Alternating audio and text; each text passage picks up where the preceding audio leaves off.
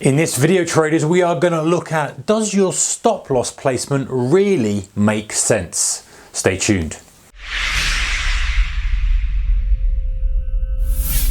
Hey guys, a very warm welcome to you. All right, so this topic has got me thinking quite deeply about stop loss placement. A question came in from a subscriber and I'm going to answer that in a separate video because it was a separate topic. However, this kind of thought process went me down this rabbit hole of stop placement, and does your stop placement really make sense? So what do I mean by this? So very often as traders, we want to reduce our risk and improve our reward, right? We are looking to get our risk reward ratio as high as possible. However, we can often fall into the trap where we are defining our risk based on what we want from the market as opposed to what the market is really trying to tell us. And so when we look at our stop loss placement, you might want to have a stop loss placement, let's assume we're day trading, that's 15 ticks. That might be perfect for you because you're looking for a 100 tick move or 150 tick move. You want 10 to 1.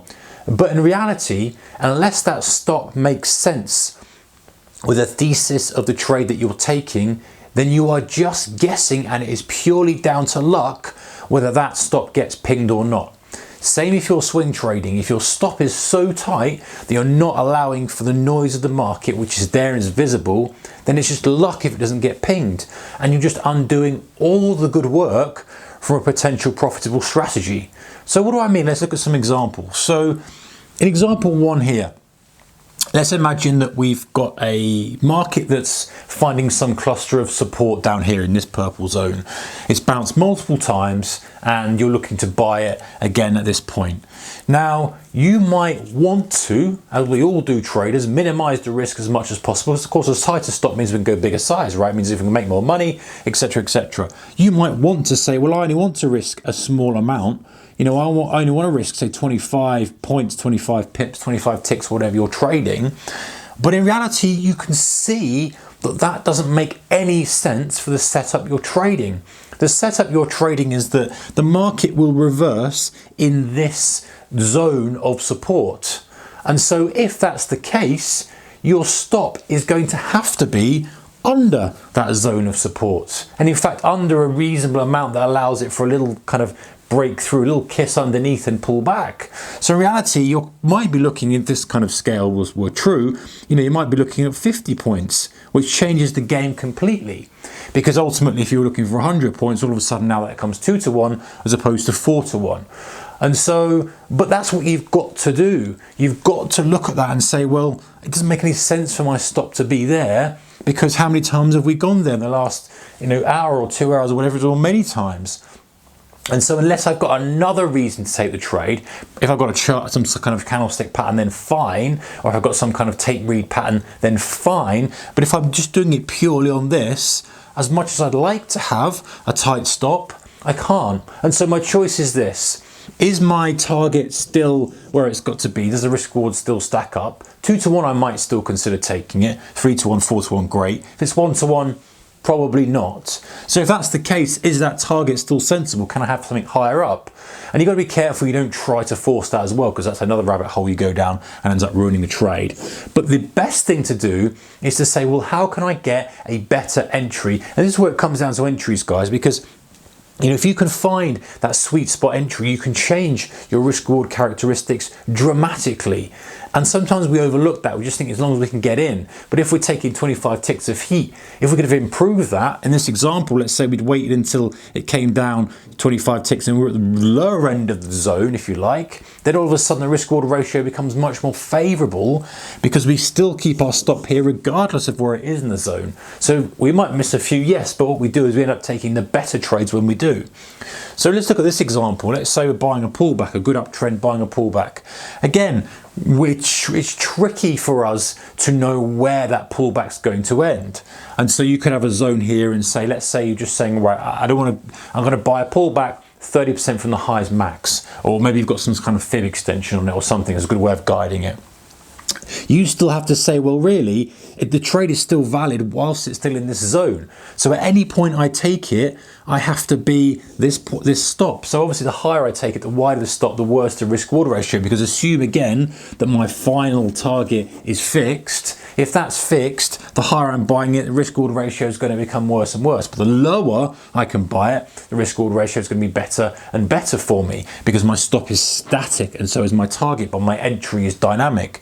So that's why when we're in this situation, we're looking at something else normally. We're looking at another reason to get in.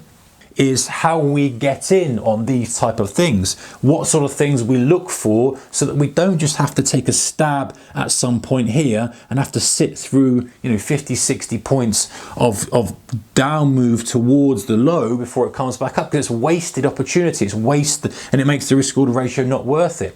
So again, as much as you'd like to have a tight stop, you say, well, I wanted to put a stop here, I want to go long here, I would put a stop there. Unless you've got something else, some sort of trigger, it doesn't make any sense, because your thesis is that you pull back at some point in that zone. So if the market comes back and stops you out, you're selling where you wanted to be buying. So again, you've got to kind of think, where does my stop make sense? Where does the stop make sense? And if it doesn't make sense, then you're not taking it. And the final thing might be here, like an exhaustion type move, a flush lower, pulls down, really heavy move, and you think, well, I'm going to buy it here.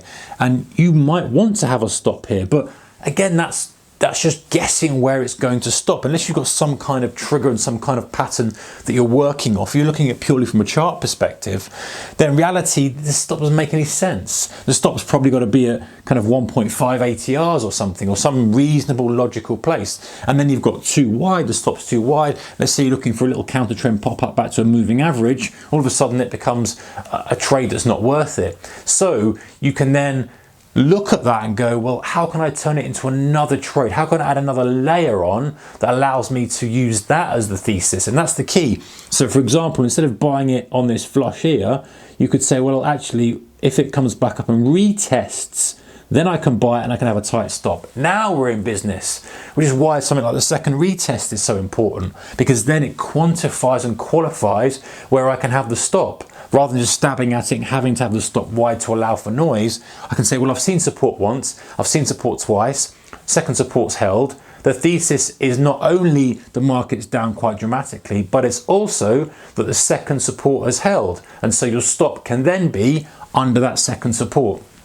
So hopefully, guys, that makes some kind of sense, is that, very often we fall into the trap of trying to have the stop too tight because we believe that mitigates the risk, that minimizes the risk. And listen, been there myself many times, wanting to have a tight stop because it means you can have more size, it means the risk reward ratio is far more attractive on the trade.